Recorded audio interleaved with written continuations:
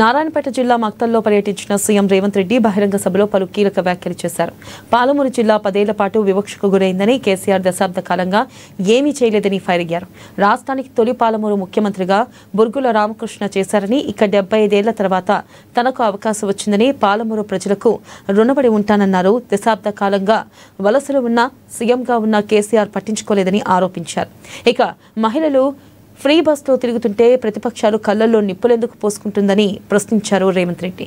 రేపు జరిగే సర్పంచ్ ఎన్నికల్లో సరైన వ్యక్తిని గెలిపించి గ్రామాభివృద్ధికి తోడ్పడాలన్నారు. పాలమూరు జిల్లా, నారాయణపేట జిల్లాలను అన్ని విధాలుగా అభివృద్ధి చేసే బాధ్యత తనదేనన్నారు ముఖ్యమంత్రి రేవంత్ రెడ్డి.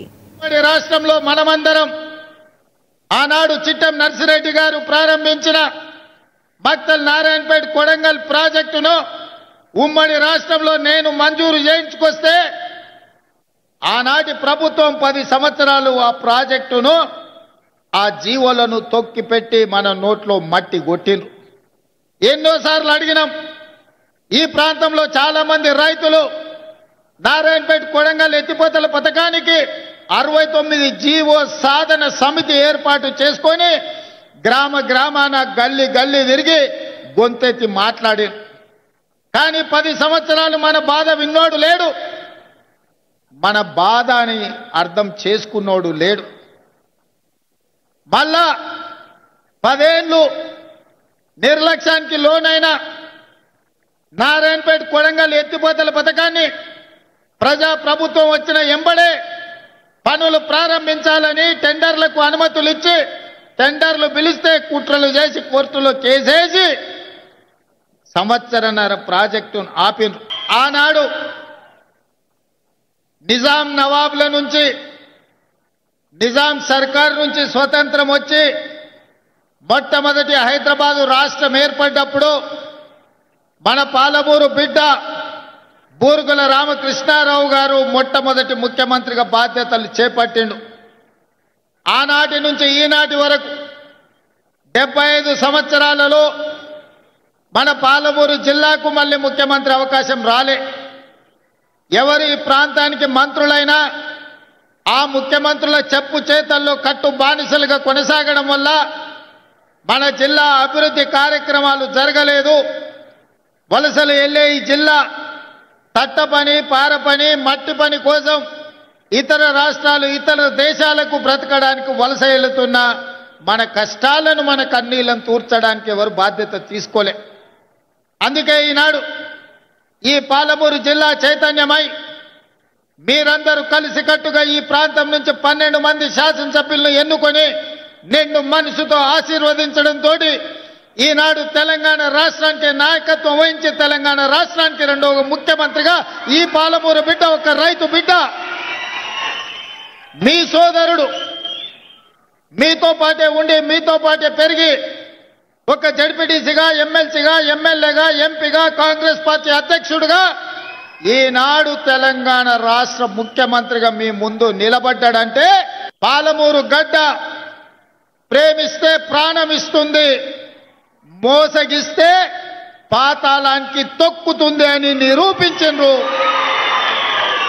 నేనెందుకు ఈ మాట చెబుతున్నా అంటే 2009లో ఒక ఆయన తెలంగాణ ఉద్యమం బలపడాలి, తెలంగాణ రాష్ట్రం రావాలి అని అంటే ఈ ప్రాంతం నుంచి పార్లమెంటుకు వెళ్ళాలి అని వలస వచ్చి మనల్ని అడిగిండు. వలస వెళ్ళే మనకు వలసల బాధలు తెలుసు. అందుకే వలస వచ్చిన తెలంగాణ సమస్య తెలంగాణ రాష్ట్ర సాధనతోనే పరిష్కారం అవుతుంది. తెలంగాణ రాష్ట్రం వస్తే మా కల్వకుర్తి ఎత్తిపోతల, మా జూరాల, మా నెట్టంపాడు, మా కోయిల్ సాగరు, మా భీమా, మా పాలమూరు రంగారెడ్డి ఎత్తిపోతల పథకాలు పూర్తయితే మా జిల్లాలో లక్షలాది ఎకరాలకు నీరు పారుతుంది, పచ్చని పంటలు పండుతాయి, మా జీవితాలలో వెలుగులు వస్తాయి అని ఆశించి ఆనాడు ఆశీర్వదించినాం. ఆనాడు అండగా నిలబడ్డం. పాలమూరులో ఊరు లేకపోయినా, పార్లమెంటులో నోరు లేవకపోయినా మనం ఆశీర్వదించడంతో 2014లో తెలంగాణ రాష్ట్రాన్ని సాధించి మొట్టమొదటి ముఖ్యమంత్రిగా బాధ్యత చేపట్టిన పెద్ద ఆయన మన జిల్లా ప్రాజెక్టులు ఒక్కటి కూడా పూర్తి చేయలే. పడనోడు, కారు గుర్తున్నోడు, కార్లో తిరిగేటోడు, ఆడబిడ్డలు బస్సులో ఉచితంగా ఎట్లు ఇస్తారని ఆటో వాళ్ళని తయారు చేసి మీ వీరికి పంచాయతీకి తోలిరు. ఏందే వాళ్ళు చెప్పేదంటే ఆడబిడ్డలకు బస్సులో ఉచిత ప్రయాణం ఉంటే ఆటో ఎక్కలేరు, ఆడబిడ్డలు అంతో ఇంతో రూపాయి కూడబెడితే వాళ్ళ పిల్లల చదువులకు వస్తాయి కాబట్టి అవి గుంజుకుంటే చదువు రాకుండా పిల్లలు తిరుగుతారని మిమ్మల్ని దెబ్బతీయనికి ఆటో వాళ్ళని నా మీదకి పంచాయతీకి తోలేరు. నేను చెప్పిన ఆ కారు కూర్చొని చెప్పినా వచ్చినోని చెప్పినా ఒరే నన్ను అంటే అన్నారు తిట్టే తిట్టారు కానీ మా అక్కల దగ్గరకు పోయారంటే పొరకట్ట తీసుకొని చీపురికట్ట తీసుకొని సింగారిస్తారు మిమ్మల్ని. సాయంత్రం పూట దొరుకుతారంటే సలాకి కాసి వాత పెడతారు. ఎందుకంటే మా మక్తల్ నారాయణపేట కొడంగల్ దిక్కు జొన్న రొట్టెలు మనం ఎక్కువ తింటాం అవునా. సాయంత్రం అయితే రొట్టెలు చేసుకుంటాం కదా, సలాకి కాల్చి మా అక్కలకు దొరికినంటే వాత పెడతారు. మీరు మా అక్కల దగ్గర గోకుర్రా ఇక జర ఎక్కువైందంటే కళ్ళల్లో కారం కూడా పెడతారు, మామిడికాయ తొక్కు పెడతారు కళ్ళల్లో అని చెప్పిన. కళ్ళల్లో నిప్పులు పోసుకుంటారు మా అక్కలు ఆర్టీసీ బస్సులో పోతే. వస్తూనే ఉంటాడు ఎవడో ఒకటి చీకట్ల, సీసాన్ని ఇస్తా అంటాడు, ఆఫ్ అని అంటాడు, ఫుల్ అని అంటాడు. నువ్వు ఒక్కసారి ఓటేసి అంటే అక్క ఇక సంగతి నా సంగతి చూడు అంటాడు. ఎవరికోనికి తలమాసినోనికి వేసి ఈ ప్రభుత్వానికి కాళ్ళలో కట్టబెట్టేటోని మీరు సర్పంచ్ చేస్తారంటే ఇవాళ ఊరు దెబ్బతింటది. ఊరు గెలిచినాం, రచ్చ గెలిచాలి కదా.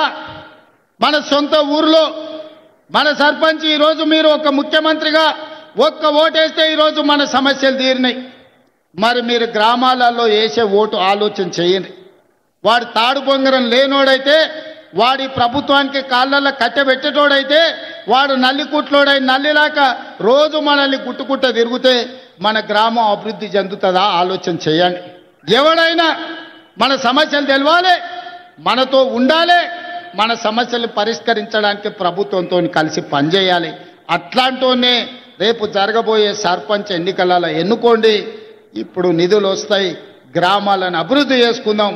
జాగ్రత్తగా ఆలోచన చేసి మన ఎట్లయితే అసెంబ్లీ ఎన్నికలప్పుడు ఎట్లా ఆశీర్వదించినరో ఈనాడు కూడా అట్లే ఆశీర్వదించి సర్పంచులను గెలిపించండి.